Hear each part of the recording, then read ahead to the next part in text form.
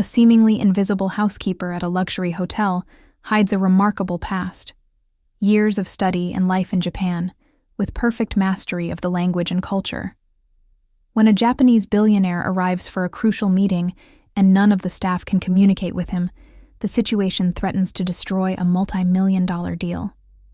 At the height of the crisis, she steps forward, revealing her skills and changing the course of the negotiation and her own life.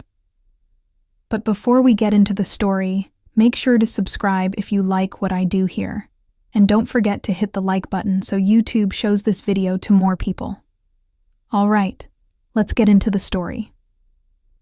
A Japanese billionaire investor named Mr. Takeda walked into the luxury Wellington hotel lobby, speaking only Japanese, his words flowing quickly and confidently.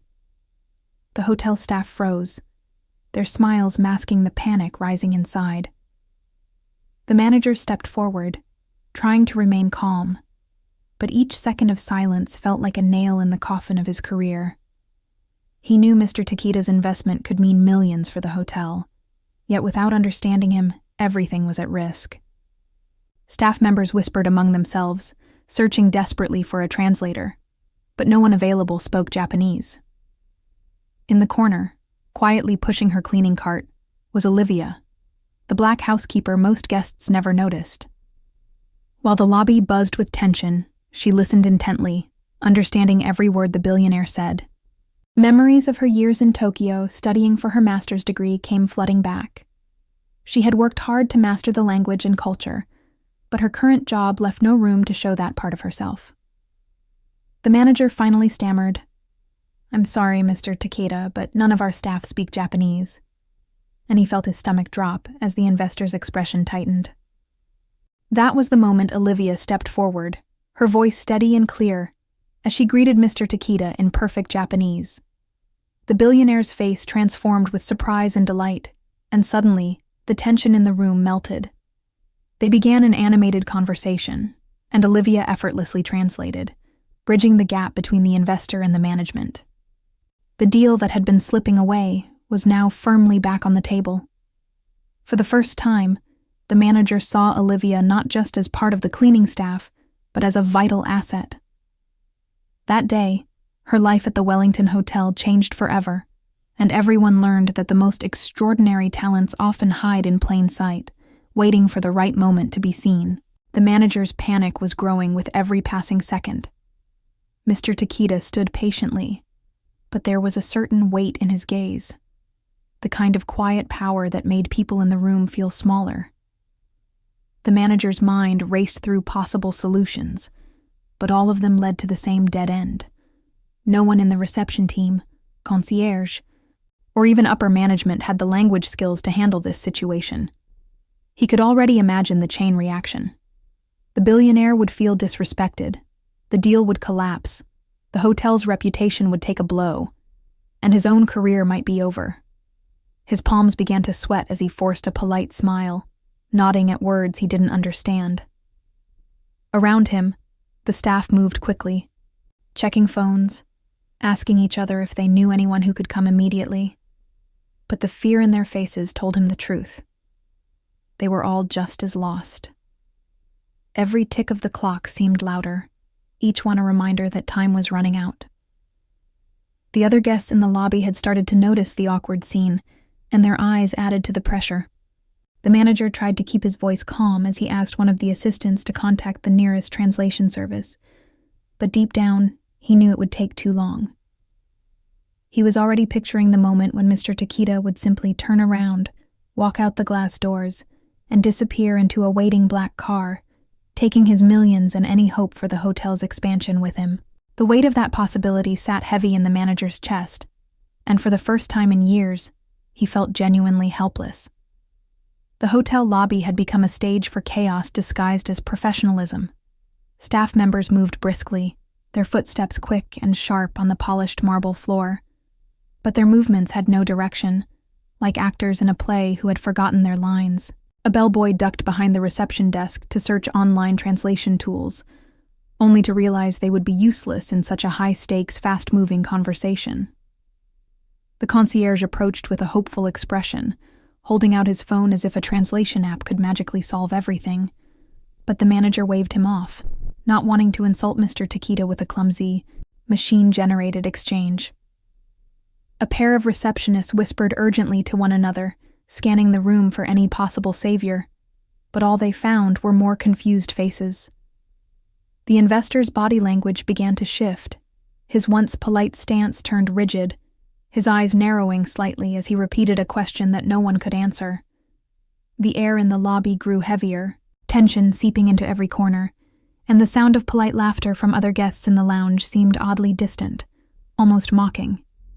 Even the security guard by the door, who normally stood as an unshakable presence, looked uneasy, his eyes flicking between the billionaire and the flustered manager.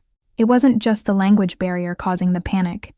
It was the realization that the entire facade of control and competence was crumbling in front of a man who could make or break their future. Every failed attempt to communicate felt like another nail sealing the fate of the meeting, and the unspoken dread in the room was that they might be watching the moment the Wellington Hotel lost its biggest opportunity in decades. Olivia kept her head down, pushing her cleaning cart slowly across the far end of the lobby, her eyes focused on the gleaming floor, as if she were just another background detail in the grand scene unfolding. She had learned long ago that blending in made her job easier, that invisibility was a kind of armor in a place where guests barely acknowledged her presence. But today, every syllable from Mr. Takeda's mouth caught her ear, and the meaning of his words was as clear to her as if they were spoken in English.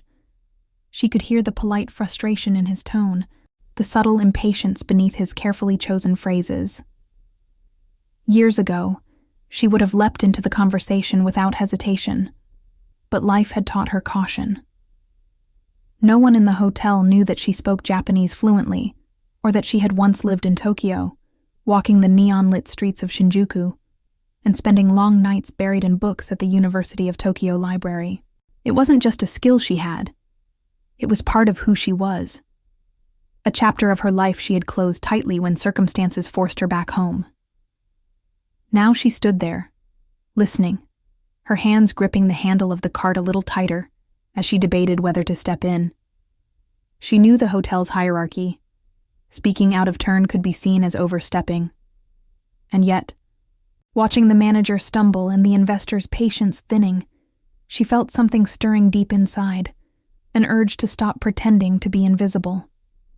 Her heartbeat quickened, her mind already forming the sentences she could say, but her body stayed rooted to the spot, hidden in plain sight, as if waiting for the perfect moment to act. Olivia's mind drifted back to the life she had before the Wellington Hotel, a life filled with ambition, late nights studying, and the electric energy of Tokyo.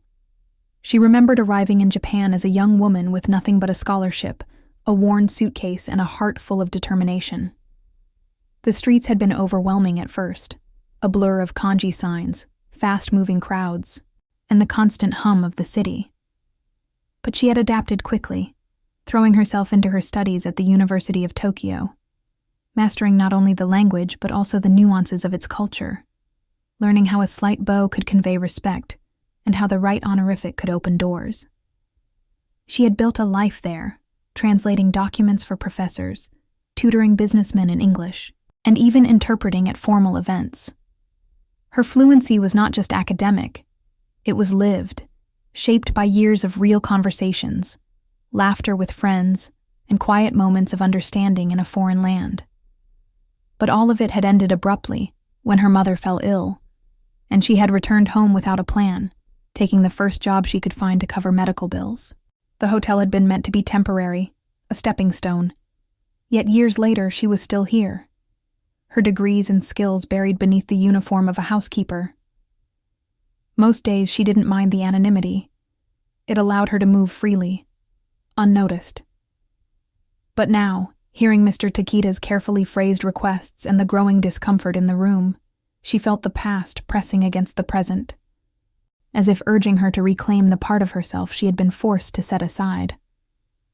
Her fingers tightened around the cart handle, and she realized that she wasn't just a bystander in this moment. She held the key to changing it entirely. The tension in the lobby had reached a breaking point. The manager stood before Mr. Takeda, his posture stiff, but his eyes betraying the desperation he was trying to hide. He bowed slightly, a gesture meant to convey respect, though it came off awkward and uncertain, and began to speak slowly in English, his words clumsy and halting. "I am very sorry, Mr. Takeda, but none of our staff speak Japanese," he admitted, his voice carrying the weight of defeat. For a moment, silence wrapped around them, heavy and unyielding. The investor's gaze shifted, scanning the faces around him, his expression polite yet distant, the kind of look that signaled he was already mentally closing the door on whatever opportunity had brought him here. The manager's mind raced, his thoughts a storm of self-recrimination and dread. He imagined the phone calls that would follow, the whispers among upper management, the inevitable conclusion that he had failed at the most important meeting of his career. Staff members lingered nearby, unsure whether to step closer or retreat, their forced smiles beginning to falter.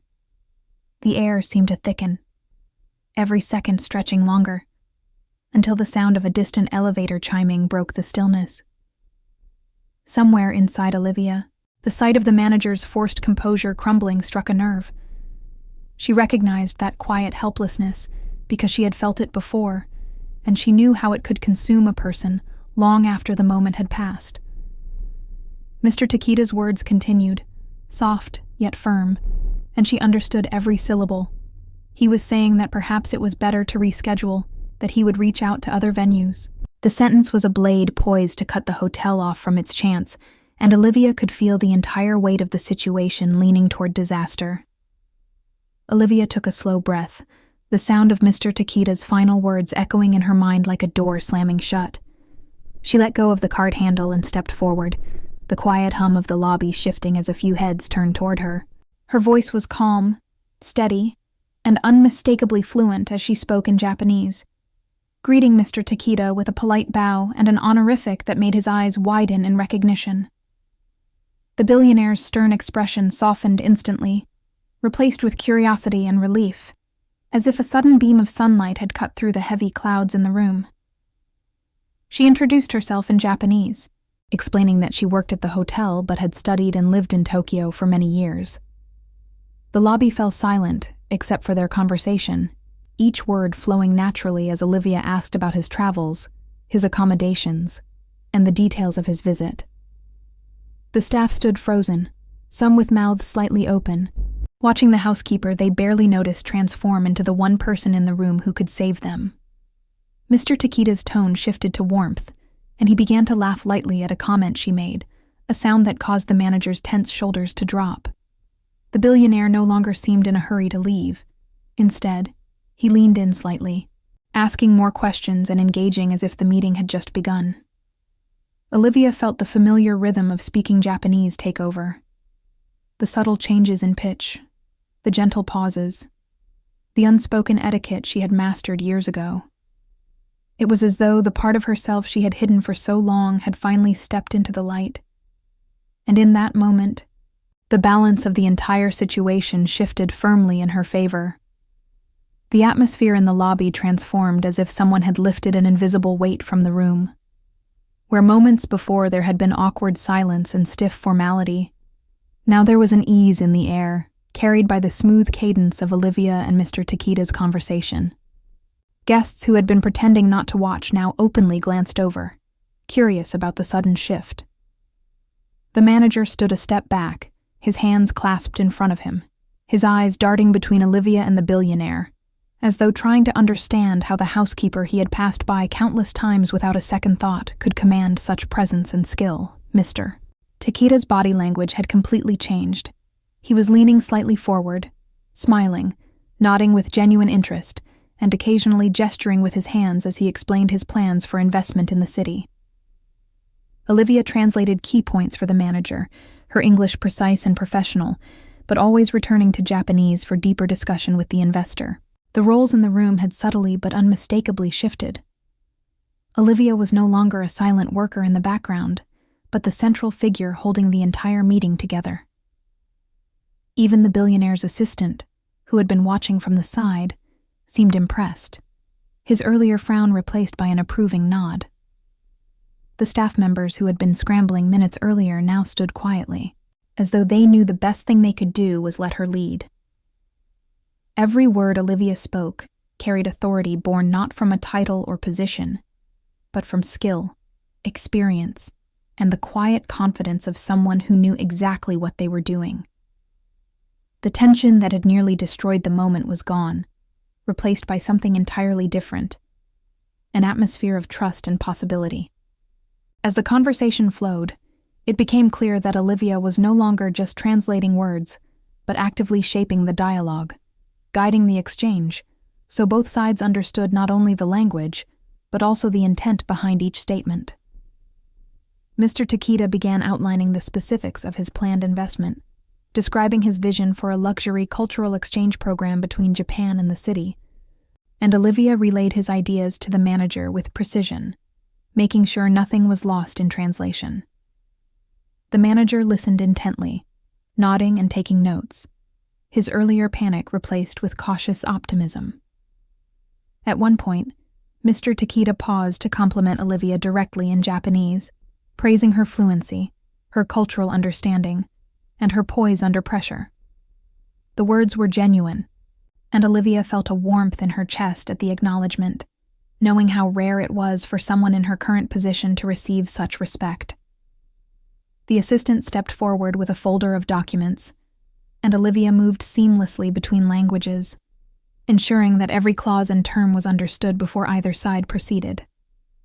What had begun as a moment of near disaster was now a constructive meeting, with Olivia as the indispensable bridge holding it together. The manager exchanged a glance with her, and though he didn't speak, there was a silent recognition in his eyes, an admission that without her, this deal would have been lost. As the meeting drew to a close, Mr. Takeda agreed to proceed with the investment, expressing his gratitude for the hospitality and for Olivia's unexpected intervention. Handshakes were exchanged, smiles were shared, and the deal that had teetered on the edge of collapse was now firmly secured, all because one overlooked employee had stepped forward and revealed the full extent of her capabilities.